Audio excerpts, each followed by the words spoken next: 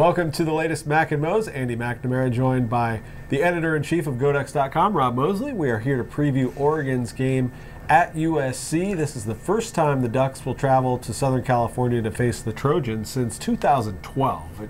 It doesn't seem that long ago. That was a crazy game. Ducks put up over 60, USC put up over 50. Mariota against Barkley, the original deflate gate that people don't ever really talk about. They talk about Tom Brady and deflating footballs all the time, but that was actually a game where USC ended up getting in a little bit of trouble for having inflated footballs. Did Noah Barner do anything that day? He had 300, and it was just 321. Yeah, it was an amazing game. Hopefully we'll see something like that on Saturday. Yeah. It's a much different script going into it this time.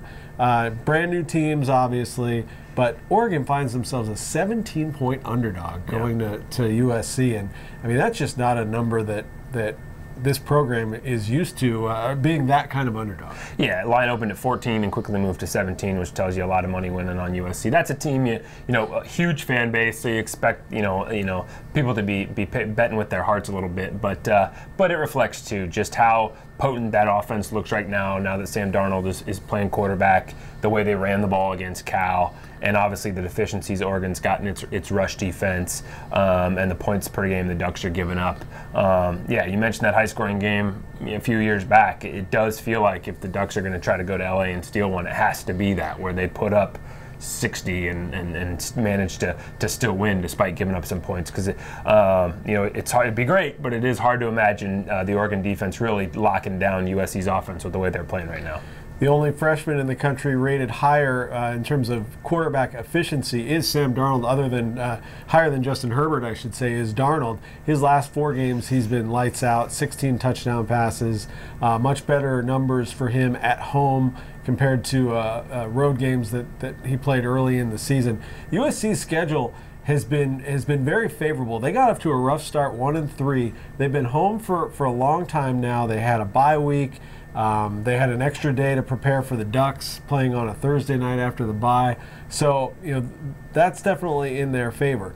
They've got a little bit of momentum. Darnold has secured that quarterback spot and really added the passing game back into the USC offense that had been missing at least last year, and they had to rely heavily on the run. Defensively, they always have guys. Yeah. Adoree Jackson is the big name that people know about. He's also a key contributor on special teams and occasionally on offense, and he was the subject of post-game or post-practice media today. A lot of people asking about Adoree Jackson, asking Justin Herbert in particular. But there are a lot of guys on that USC defense. So to your point about Oregon having to score, that's not going to be an easy thing to do against this team.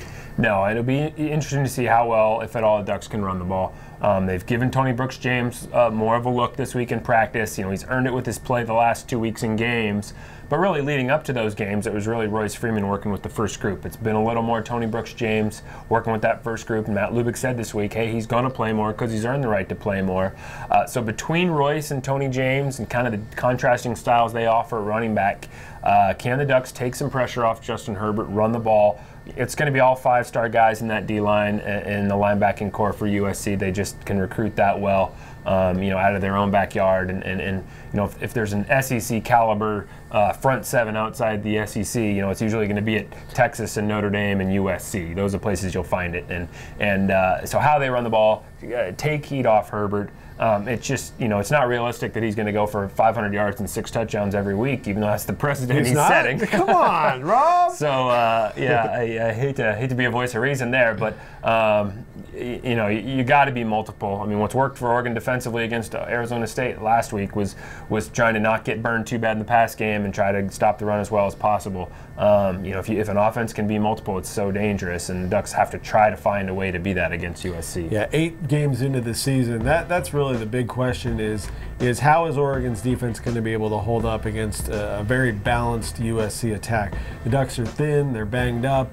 Personnel-wise, it's really changed from week to week out of necessity. It's not necessarily, replacing somebody because they're playing poorly. It's replacing somebody because they're unavailable to play.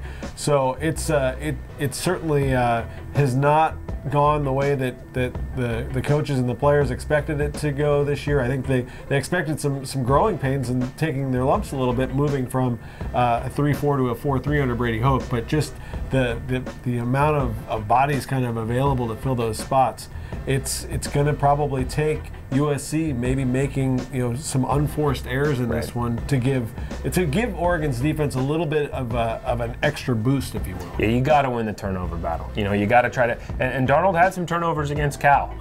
He can get a little loose with it in the running game.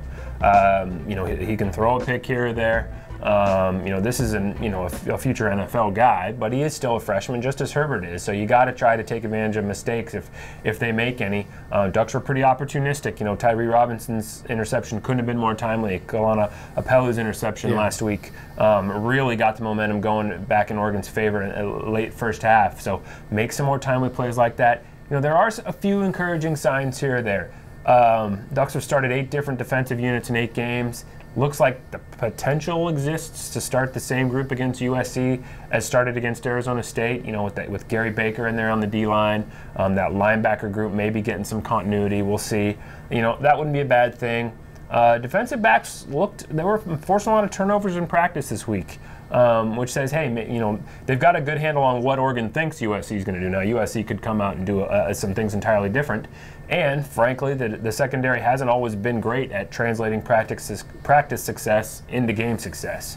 But if the Ducks manage to shock the world and pull off a great defensive performance, we can come back Monday and say, hey, man, there were some signs last week that maybe that was coming. But you got to do it on the field Saturday. Yeah, the turnover battle is big. And then special teams, when you're playing on the road as an underdog, not only does Oregon have to be productive on special teams, advancing the ball when they're receiving it, but they have to try to contain Adoree Jackson in the USC return game.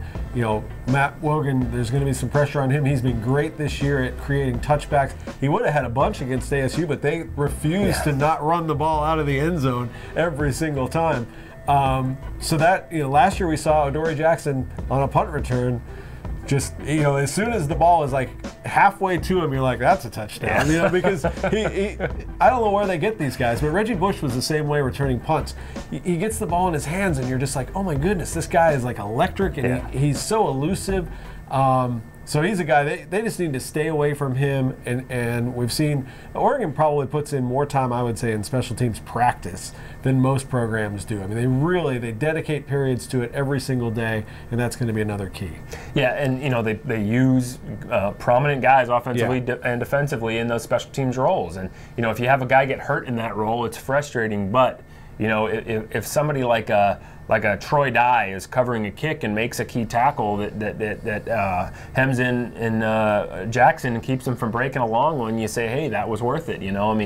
This isn't a team that can hold much back right now. They've got to work every advantage they can, and certainly, winning the special teams battle, winning the turnover battle. Those are places you've got to try to create an edge if you can. Ducks start the final third of the regular season on Saturday at the historic Coliseum in Southern California. Ducks and USC. It's a 4:05 kickoff on ESPN. Joe Tessitore on the call, so anything's possible. He doesn't have Rod Gilmore with him anymore. They used to just put magic on games, just completely wreak havoc on late night football. We'll take it. So this is this is a little earlier in the day, and Joe Tess even told me on the phone this week, I'm surprised I got your game. I'm like, I was kind of surprised too the way this season is going, but we're happy to have him on board, and it should be it's going to be an entertaining Pac-12 football game for sure. Rob and I will be back early next week to wrap it all up.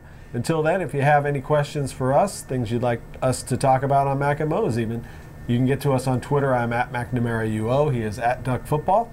Until next time, we'll see you.